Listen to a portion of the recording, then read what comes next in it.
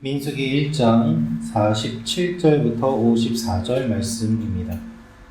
그러나 레위인은 그들의 조상의 지파대로 그 계수에 들지 아니하였으니 이는 여호와께서 모세에게 말씀하여 이르시되 너는 레위 지파만은 계수하지 말며 그들을 이스라엘 자손 계수 중에 넣지 말고 그들에게 증거의 성막과 그 모든 기구와 그 모든 부속품을 관리하게 하라.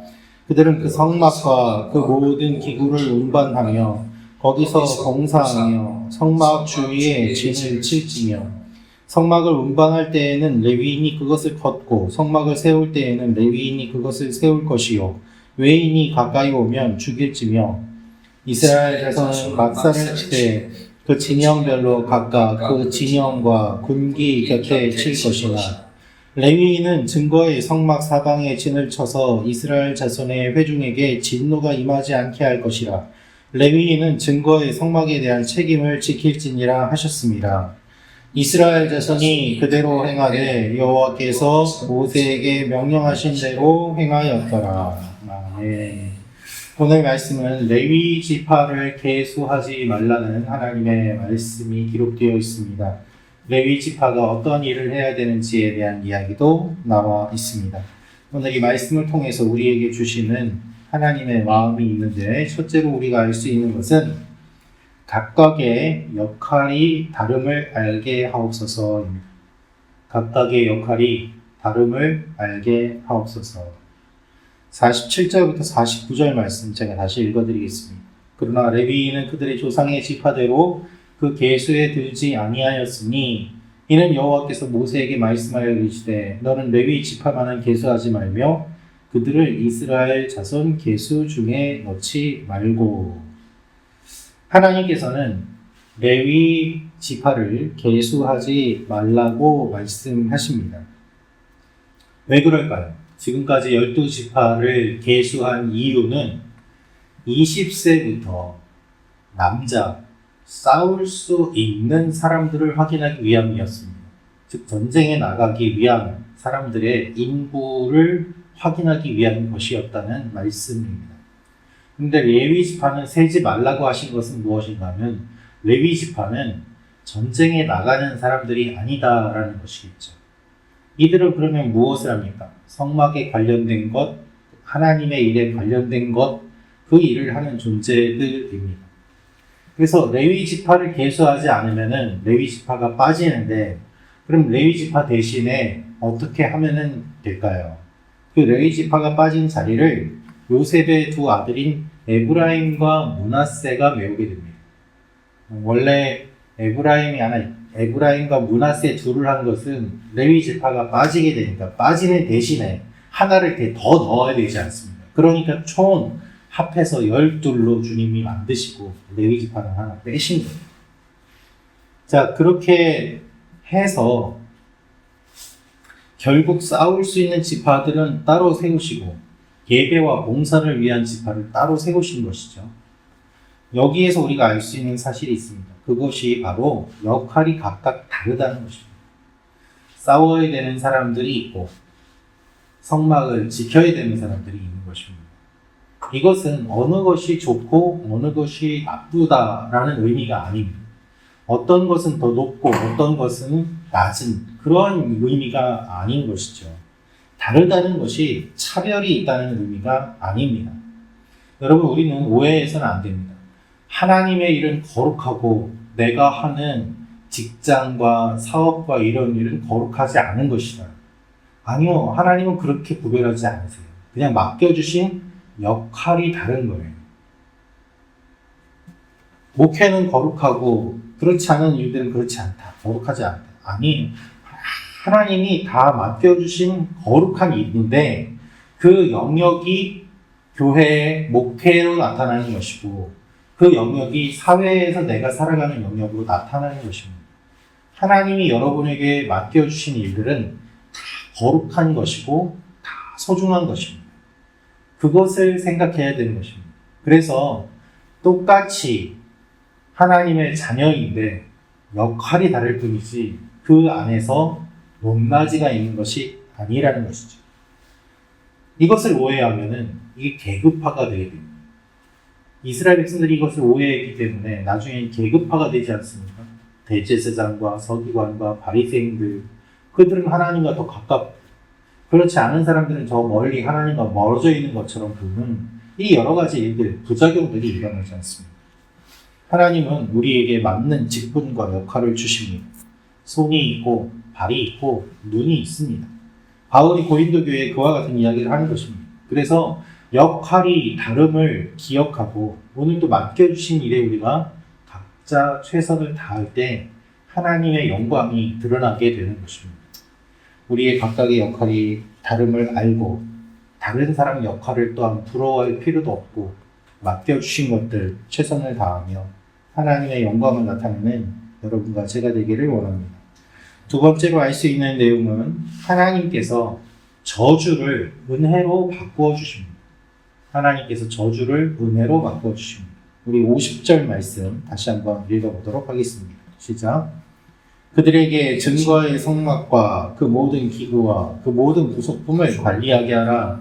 그들은 그 성막과 그 모든 기구를 운반하며 거기서 봉사하며 성막 주위에 진을 칠지며. 아멘. 레위 지파가 성막과 관련된 일들을 한다는 것은 하나님의 언약궤가 있는 그 근처에 가장 가까이에서 섬기게 된다는 의미이기도 하지요. 야곱의 딸 디나가 강간을 당했습니다. 그런데 자신의 누이가 그 험한 일을 당한 것을 보고 레위와 시므온이 복수를 하면서 대량의 학살극을 펼치게 됩니다. 할례를 받으면 우리 누이를 아내로 맞이하게 해줄 것이다 라고 이야기를 해서 할례를 받게 하고 움직이지 못하게 되었을 때 쳐들어가서 사람들을 살육을 했던 것입니다. 그것이 창세기 34장의 내용인데 이 일이 일어난 이후에 야곱은 마지막에 이들이 장차 흩어질 것이다 라는 예언을 합니다. 일종의 저주인 거죠. 너희가 너무 많은 사람들을 죽였다 라면서 이와 같은 이야기를 합니다. 그런데 똑같이 저주를 받았는데 시므온과 레위는 그 결말이 달라집니다.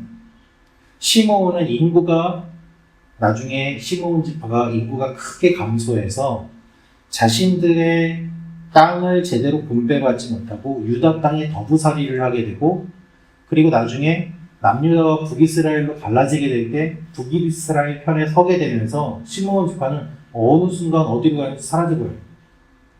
진짜 말 그대로 흩어진 것이죠. 그런데 레위인은 어떻게 되는가? 레위인은 계속해서 성전 봉사를 하는 일들이 일어나게 된 것입니다. 이것이 어떻게 가능한가? 금송아지 사건이 일어났을 때 레위 지파가 가장 먼저 앞장서서 그 주동자들 3,000명을 죽입니다. 하나님의 거룩한 분노를 막아서면서 이 사람들이 먼저 앞장서고 자발적으로 영적인 것들을 세우겠다면서 악한 것을 끊어내는 일들을 하는 것이 나옵니다. 그 결과 그들이 성전에 관련된 일을 하도록 하나님이 맡겨주신 거예요. 물론 이들도 역시 흩어지게 되지만 결정적인 순간에 회개하고 하나님의 일을 하면서 흩어지는데 흩어져서 없어지는 것이 아니라 각 지파의 레위 지파들을 또 보내서 그 지파들의 영적인 말씀을 가르치고 하나님의 일들을 하게 하고 백성들을 하나님께로 돌아오게 하는 그 역할을 하도록 흩어지는 것으로 달라지게 됩니다. 시므온 지파와 레위 지파가 처음에는 야곱의 이야기, 저주의 얘기는 똑같이 봤지만 둘의 경과가 달라지는 것을 보게 됩니다. 하나님께서 성막에 관련된 일을 맡겨주신 것입니다. 하나님 놀랍게 사용하시는 것이죠. 하나님의 저주가 있는데 어떻게 이 성막을 맡겨주시는가? 하나님께서 하시는 신묘한 일이 바로 이거예요. 흩어질 것이다라는 저주가 있는데 그 저주가 흩어지는 것은 동일하게 이루어지는데 흩어져서 무엇을 하는가? 하나님의 일을 하도록 하나님이 그것을 놀랍게 조화시켜서 합력하여 선을 이루게 하시고 변화시켜 주시는 일을 레위 지파를 통해서 우리가 보게 됩니다. 여러분, 오늘도 하나님께서는 우리에게 있는 나쁜 것들, 악한 것들, 어떻게 보면 저주처럼 보이는 것들, 그거를 바꾸셔서 하나님의 일을 하는 것으로 만들어 가세요. 하나님 그렇게 하실 수 있는 분이에요. 하나님 역전의 명수예요. 도저히 안 될 것 같은데, 이건 도저히 저주고, 이건 도저히 내가 망하는 것 같은데 어떻게 하나? 라는 생각이 안 나요. 그런데 하나님께서는 놀랍게 이끌어가세요.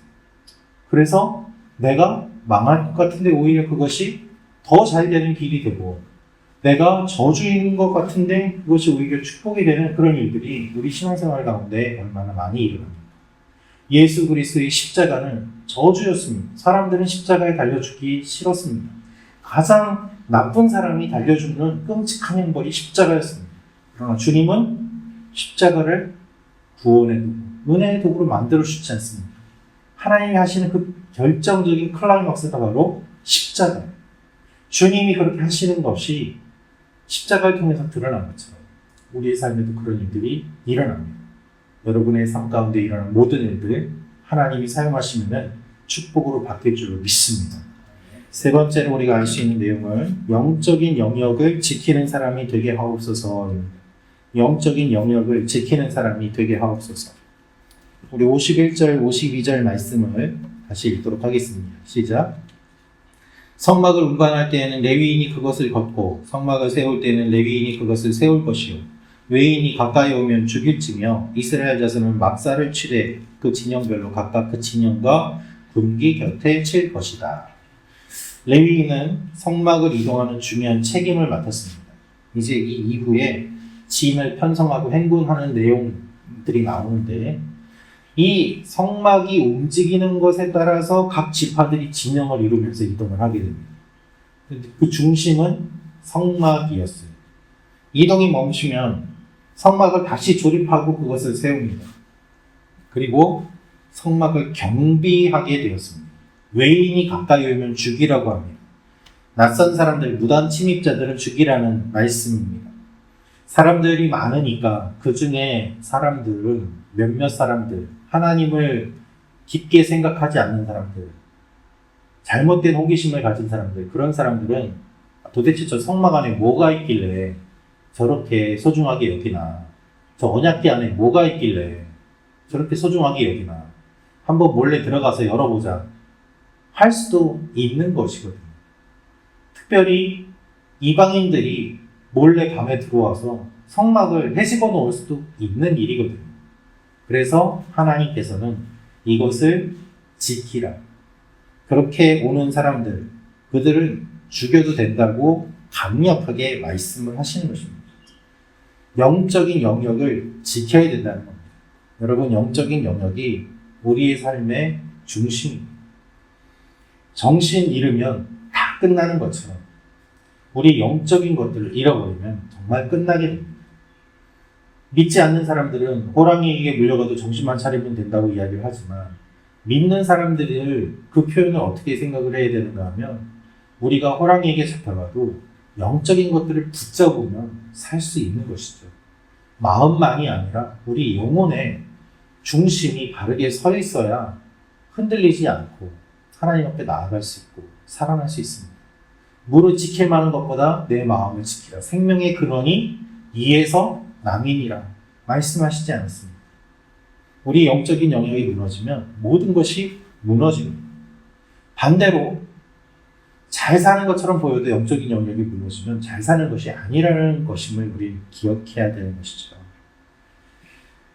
다른 것이 다 무너져도 영적인 것이 안 무너지면 살아날 수 있습니다. 우리 민족이 그렇게 살지 않았습니다. 전쟁 끝나고 다 망했을 때 영적인 거 붙잡고 오지 않았습니다. 그래서 잘 살게 되지 않았습니다. 잘 살게 되니까 영적인 거 다 버려두고 겉으로 보이는 것만, 물질적인 것만 그렇게 따라가는 일들이 일어나기도 하지 않습니다. 영적인 것을 붙잡아야 됩니다. 가장 중요한 것은 백성 한가운데 있는 성막이었습니다. 우리도 레위인들처럼 깨어서 우리의 영적인 영역을 잘 지키는 일들이 일어나기를 기도합니다. 주님, 오늘도 우리가 기도하며 우리의 영혼을 지키고 우리의 영적인 영역을 붙잡고 하나님께서 주시는 축복을 소망하며 나아가게 하여 주옵소서. 기도하며 나아가는 여러분과 제가 되기를 원합니다. 기도하겠습니다.